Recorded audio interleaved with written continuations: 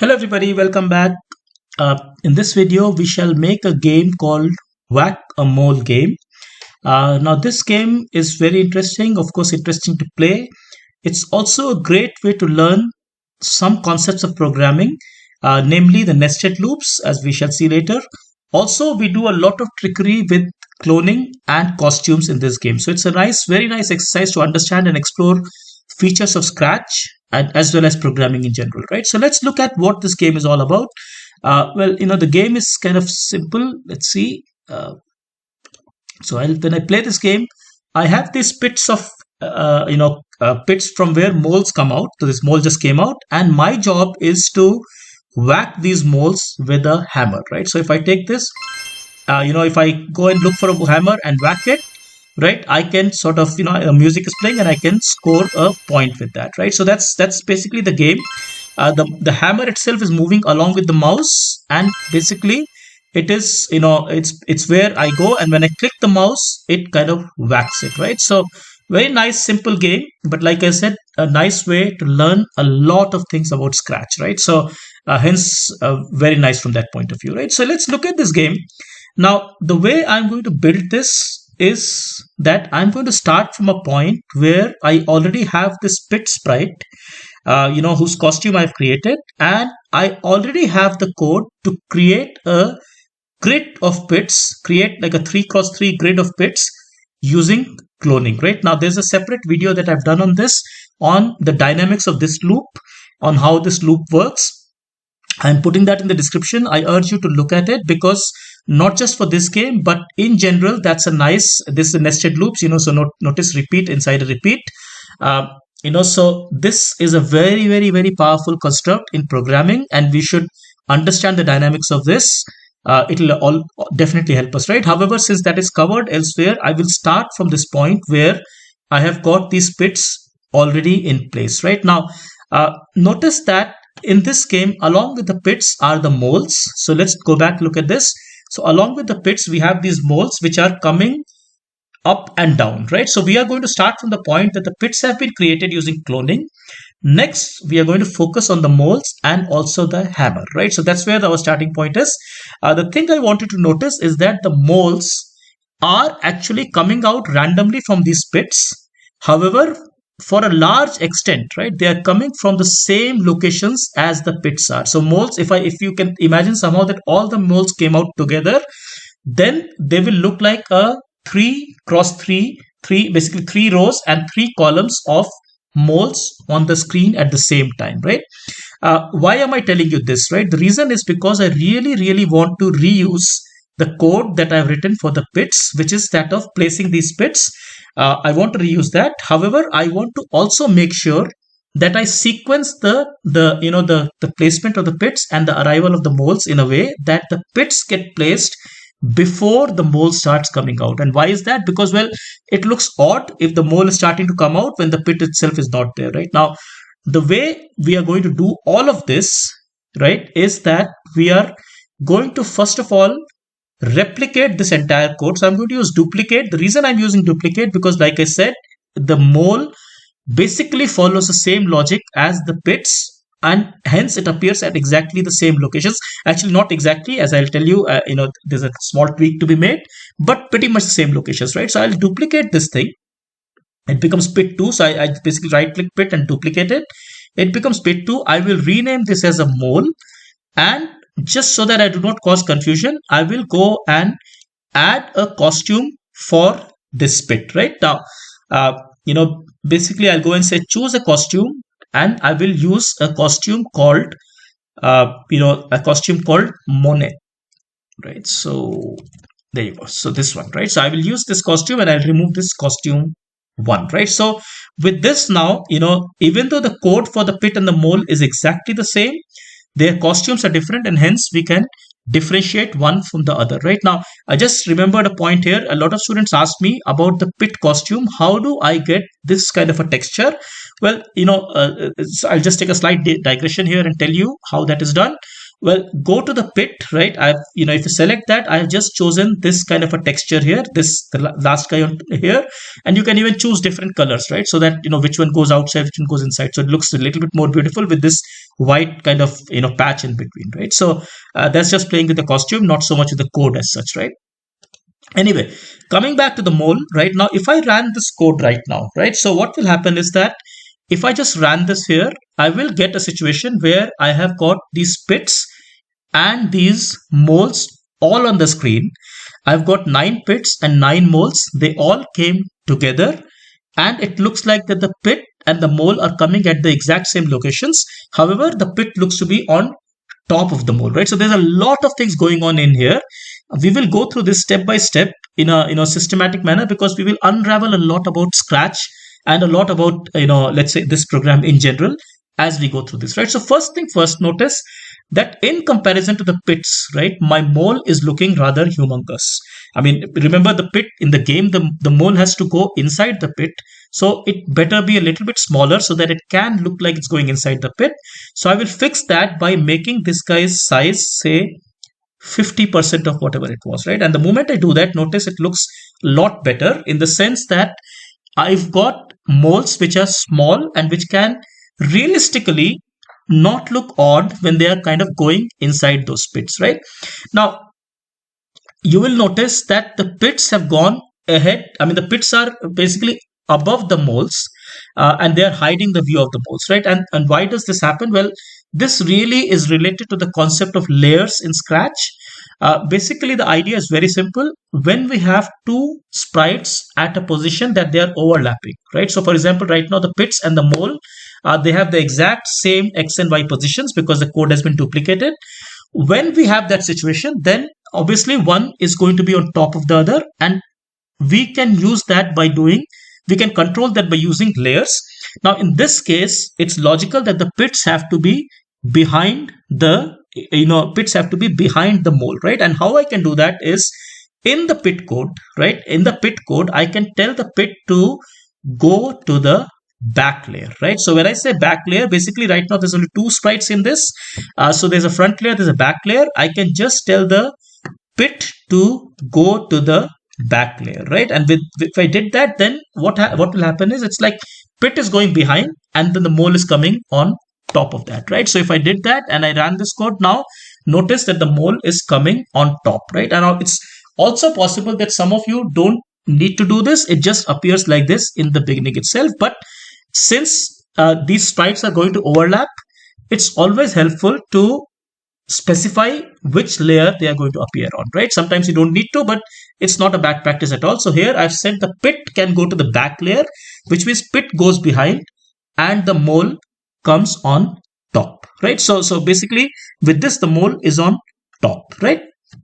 Now, notice that in my game, I wanted the mole to go inside the pit, right? Now, it turns out that we will do a combination of costumes and coding to create that effect. But the first thing to notice, right? The first thing to notice is that the mole right now is standing outside these pits, right? Notice the mole's feet are outside, and hence it looks really odd because the mole should be inside the pit and then it can go into the pit.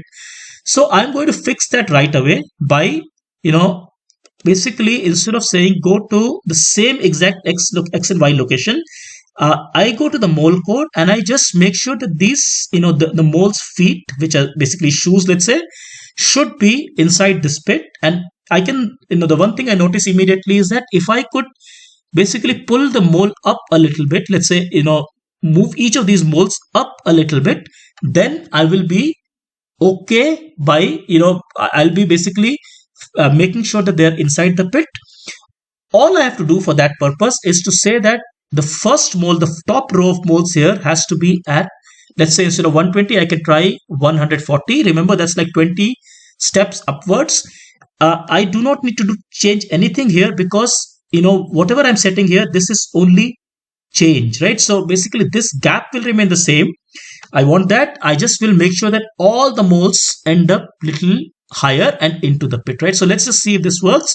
If I did this, notice now my moles are all inside the bits, right? So it's nice because it's kind of like now it's making sense that the moles can go into these pits, right? So but bunch of things I've done.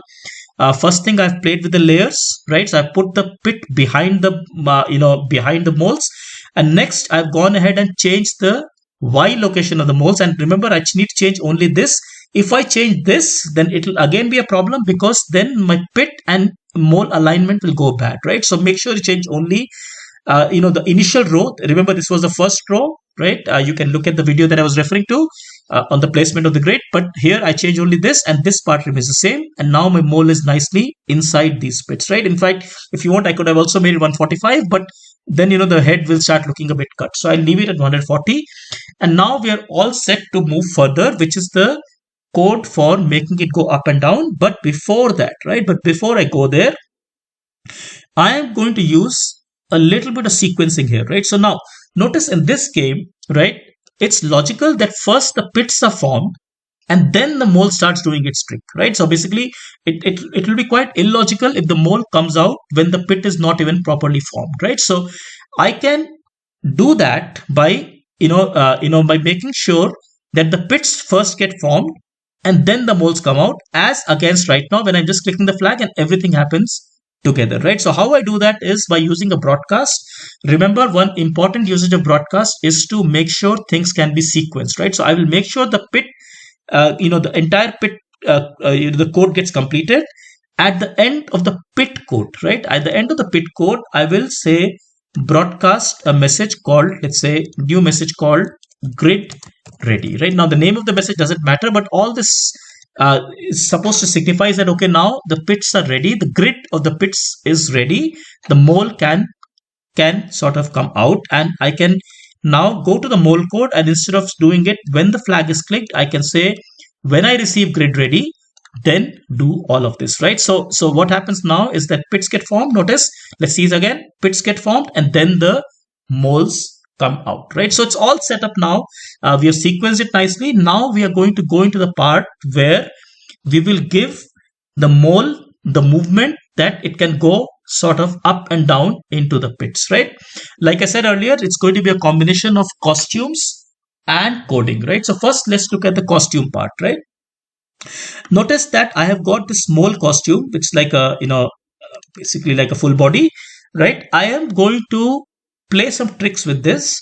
The first thing I'm going to do is to duplicate this costume 4 times, right? So I basically go right click on this thing, duplicate, right click again, duplicate, right click again, and duplicate. So I'll get 4 exactly identical costumes.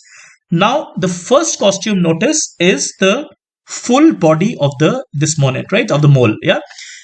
In the second costume, what I will do is that I will remove its feet, right? Let's say the shoes. The reason for this will become clear, but I'll be ruthlessly removing its shoes here. Along with this, okay, this is very, very, very important. If you don't do this, you will see something funny will happen. You can actually try it in your video, in your lesson, in your project, right? What I will do is that I will also bring this guy down a little bit, right? So what I did was 2 things.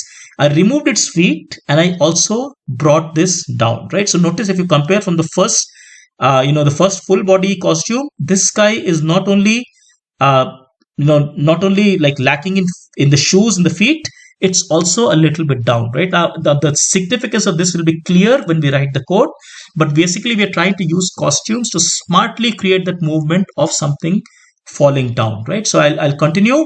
I will go to the third costume, which was, remember, the copy of the first costume. Here I'll be even more ruthless. I will remove its feet. I will also remove its legs, and additionally I will bring this down even further, maybe something like this, right? You may have to fine tune this a little bit, trial and error, but the important point is that when I look at costume 1 to costume 2 to costume 3, it actually looks like this guy is going down and down, right? Finally, I will go to the last costume and I will not only remove the shoes, not only the legs, but also the entire body, right? So I'm being quite ruthless here, but that's just for the game.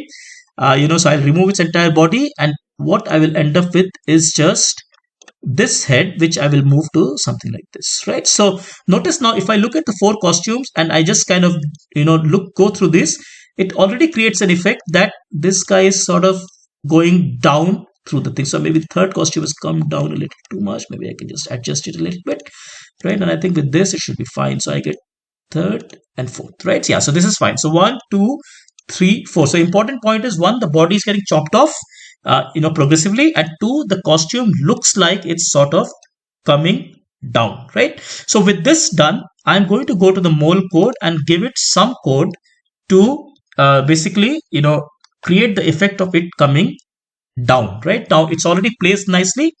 What this will be is essentially what happens when you start as a clone, right? So notice that the cloning will happen, right? So cloning basically happens along with this loop in that, and then basically all clones are created. What happens when I start as a clone, right? And typically I do show, but here I wouldn't want to do show. Instead, what I will do is to say hide, right? So in the beginning, so if I just did this, notice all the costumes are nicely hidden, right? All the moles are nicely hidden, right? What we will do is that I want this thing to come up every now and then, right? And this must continue forever.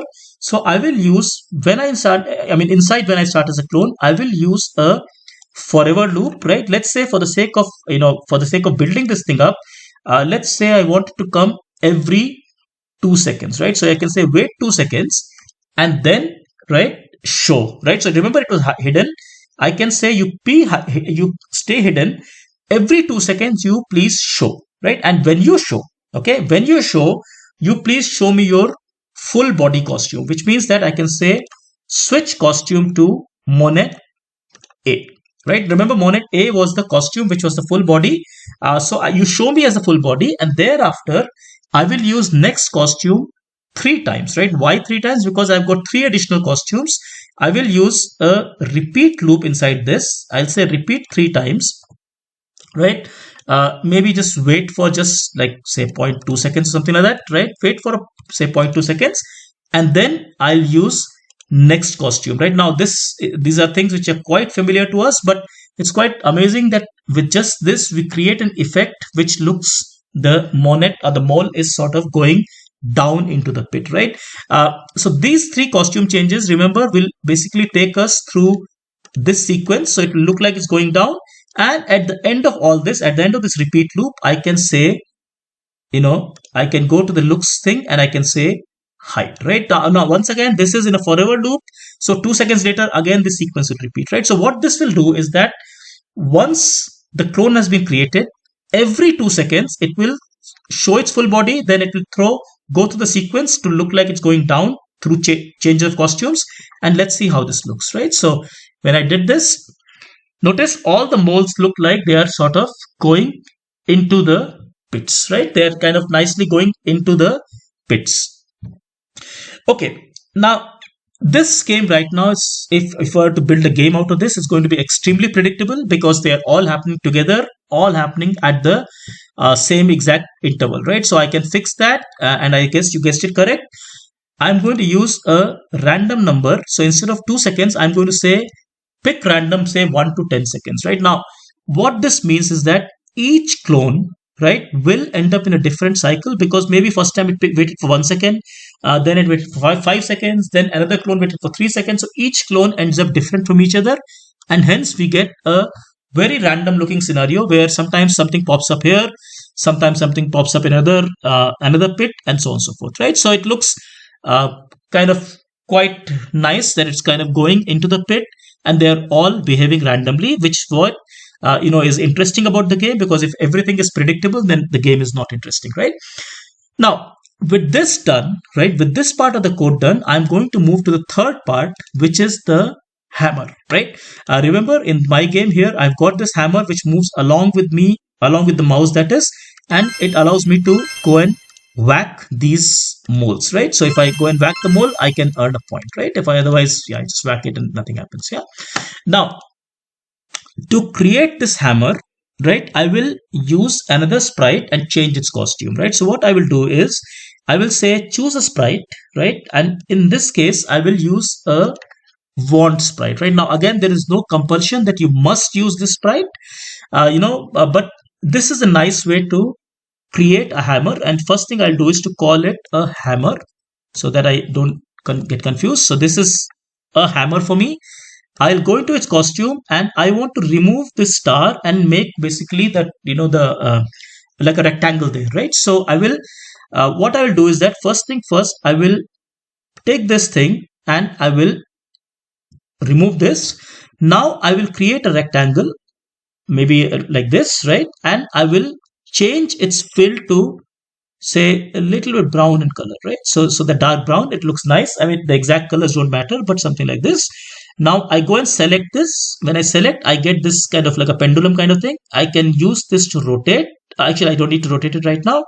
I can just take this and place it on top of this, right? Now, once this is formed, then I kind of got a hammer, right? I'll go and select the whole thing. And now I will rotate this to become my first costume. As remember, when I move the hammer around, it's kind of ready to be whacking somebody, but not yet whacking, right? So this rotated thing will be my first costume. Now, I do want to make sure that this costume is not here, right? And the reason for that will become clear.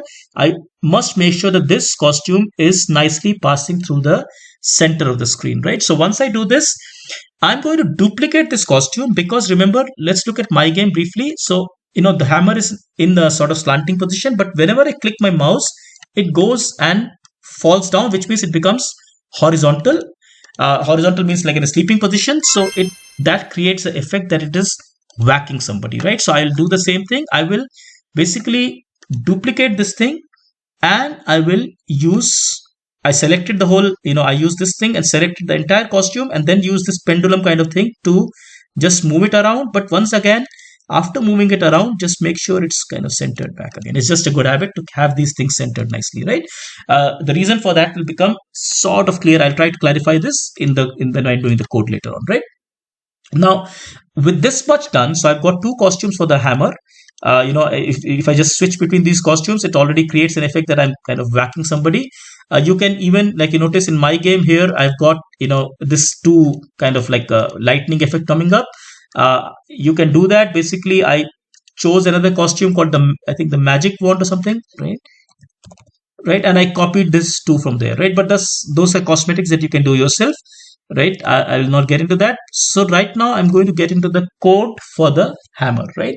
Now, notice the first thing is that the hammer moves along with the mouse, right? So basically it's like it kind of follows the mouse, which is exactly what was happening long back when we did our paintbrush game, right? So in the paintbrush game, we had a pencil which was following the mouse, and we did that by saying when flag clicked forever, go to the mouse pointer, right? So with this, when I did this, right, so my mouse will basically go to the mouse pointer, and here it's important because notice if I let's say did not do the costume correctly, and let's say I did this here, right? If the costume was centered here, the code will still work, but notice where my mouse is and where my hammer is, right? So it's basically when I do go to mouse pointer, it's this portion that starts going to the mouse pointer, right? So that's why there's a gap created, and that can cause a little bit of confusion in your code later on, right? So to avoid that is what I meant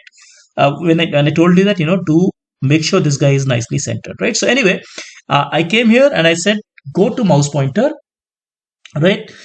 Now I want to give it the code that when it is clicked, it creates a whacking effect, right? And that part is not hard at all. It's also similar to some of the older games that we have done, basically the Spot the Hero or the Ghostbuster, right? So let's go and say when flag is clicked, right?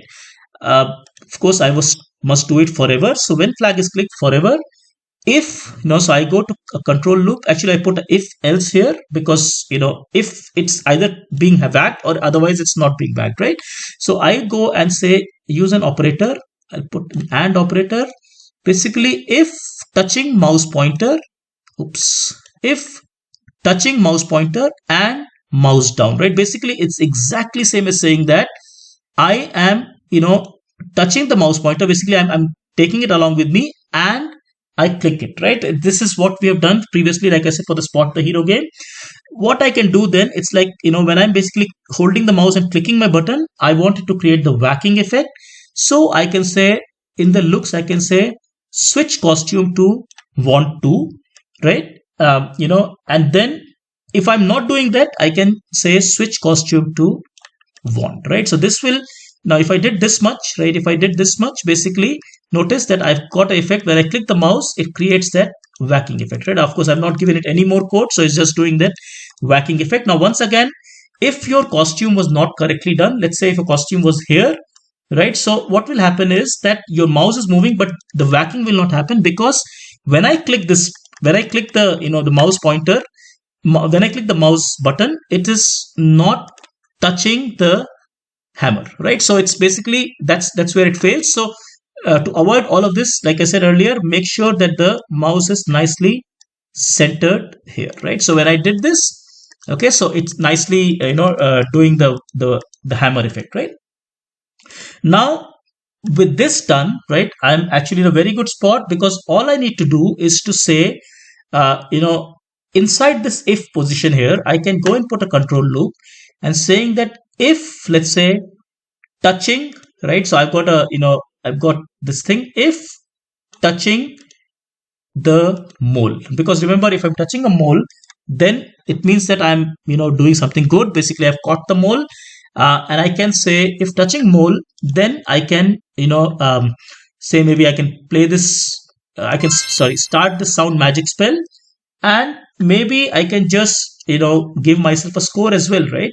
And thereafter, just to kind of create some amount of stability in the game, I put a small weight, uh, you know, outside this if, right? So it's just kind of nice to do so, right? So if I did this now, right, let's see what happens, right? So I have not put the score yet. We can do it in a while.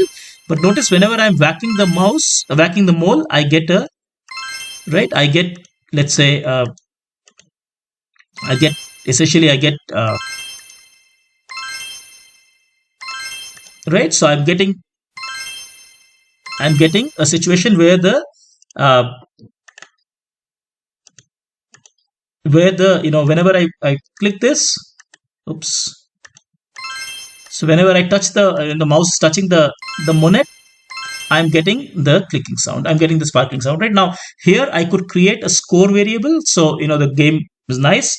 So I can go and create a variable. I already have a score here, right? So what I can do is that I can say when the flag is clicked. So I can show the score and say, okay, when the flag is clicked, set say score to 0, right? Because remember, score is for all sprites. I can set it from here, and then whenever I do this, I can say change score by 1, right? So with this, what will happen is score is 0, and when I click this, notice my score went up to 1.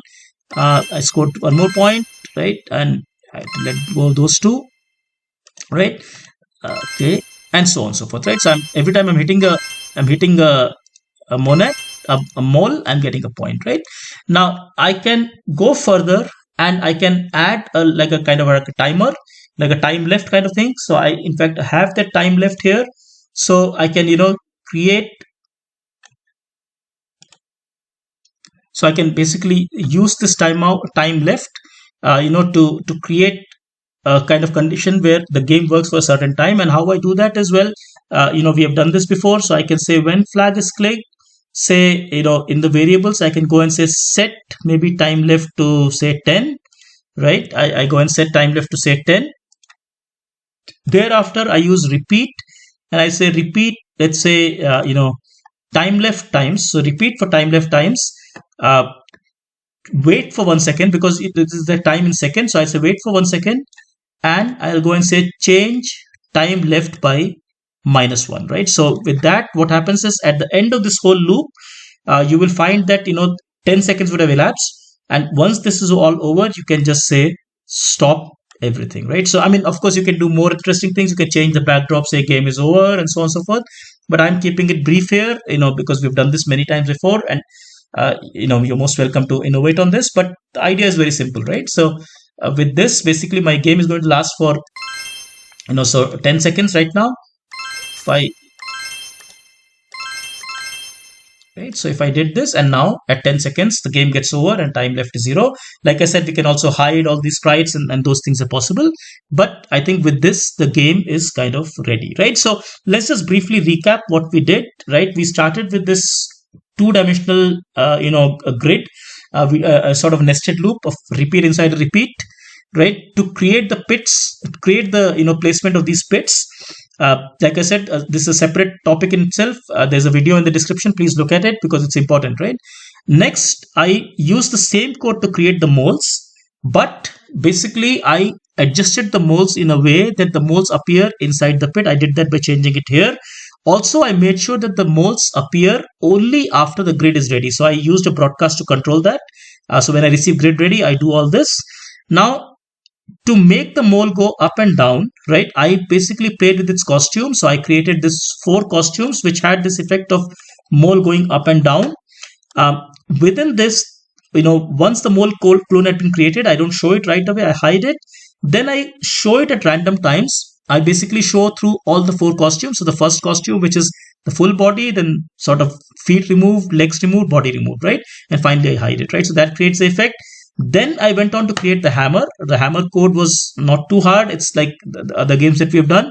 It always goes to the mouse pointer, and then whenever we click it, it's touching the mouse pointer and the mouse is down. Then we create the whacking effect. If it's touching the mole, then we score a point, right? Simple as that. Finally, we added a small time left here, right? One thing, like I said, to make sure that the moles appear on top, I basically push the clones of the pits to the back layer, right? So with this, this game is ready. I hope you enjoyed this. Like I said, there are a lot of things to learn about Scratch and about programming from this game. I hope you find this useful. Take care. Thank you so much. Bye bye.